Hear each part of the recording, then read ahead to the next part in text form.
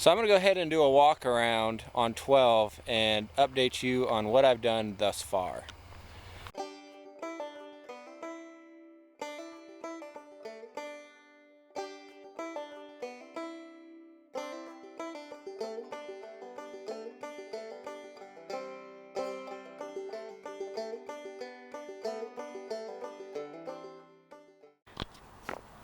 So once we got the truck onto the farm, I started working on it.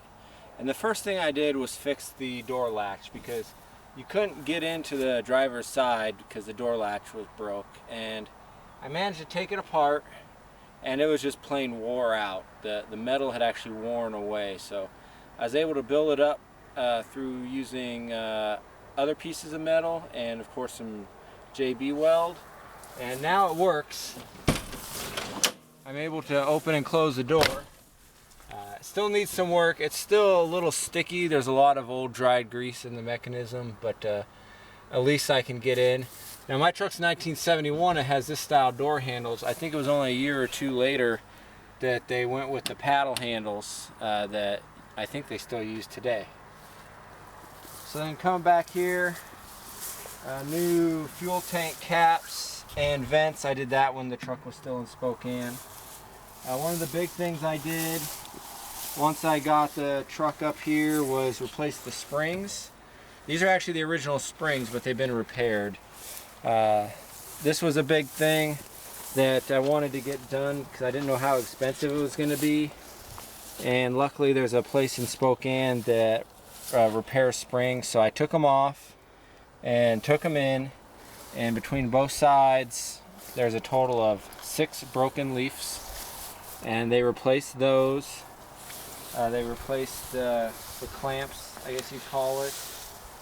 They pressed new bushings in down here where this attaches. And it was actually on the passenger side. This leaf was broke right here. Broke all the way through. So they replaced that. They painted them, and they also bent and custom made new U-bolts as well. So the U-bolts are brand new, and they made those. Not that I need to quite yet, but I went ahead and got new mud flaps because I wanted to. We replaced this spring as well on this side.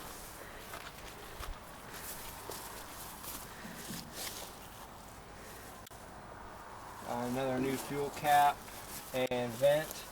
The battery box cover is new. The old one was just wore out.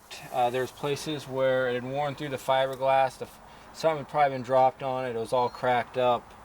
The ears where the hold downs go were broke off. So got a new battery box cover. So I'll put that on. Batteries aren't in it right now.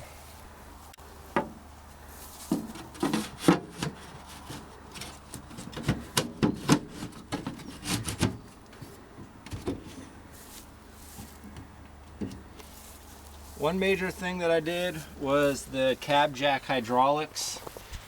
I jacked the cab up once part way when I first bought the truck, and then the second time we went to jack the cab, we blew a line, and they were the original lines. So I went ahead and had new lines made, and the pump was leaking, so I took that into the hydraulic shop as well.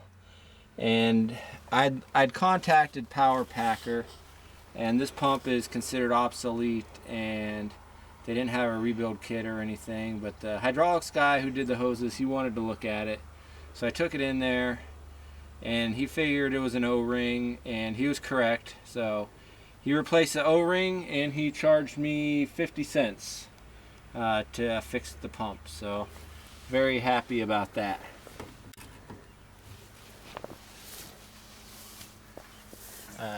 Because it's parked a lot, we went ahead and added a rain flapper to the top of the exhaust just to keep the rain out. Up front here, we had to add new turn signals. The old ones were broke off. The fiberglass up here required a lot of work. There was holes and cracks in it. Still needs a little bit more work, but it looks a lot better now. I totally rebuilt the housings for the headlights. I really like that this truck is unique in the fact that it has the single headlights. That's the way it was ordered. New marker lights, new reflectors.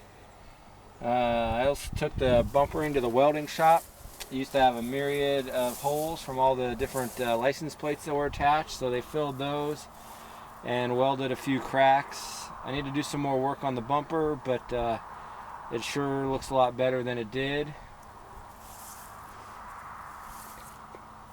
And then I touched up the paint. Eventually I'm going to repaint the entire truck. This blue and white color is my family's originally color scheme. You can see how much it's faded. The fiberglass panels are closer to what the family color actually was. I was able to get a paint chip from my dad. But eventually the entire truck will be repainted.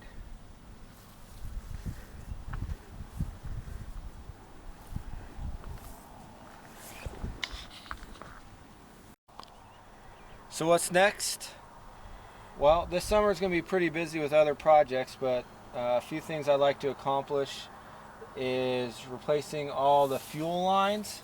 Eventually every hose on this truck is going to need to be replaced, but I want to go ahead and empty the fuel tanks, clean them out, replace the fuel hoses, and get the fuel system basically up to snuff. When I was in Spokane, we replaced a lot of the water hoses, so they're all new. Now that I have the cab jack rebuilt, I can go ahead and jack the cab.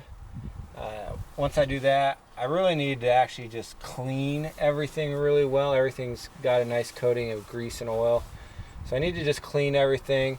I have a new air filter. It goes in here. This is a naturally aspirated Cummins V903, and I have a new air filter. I just can't put it in until I can jack the cab.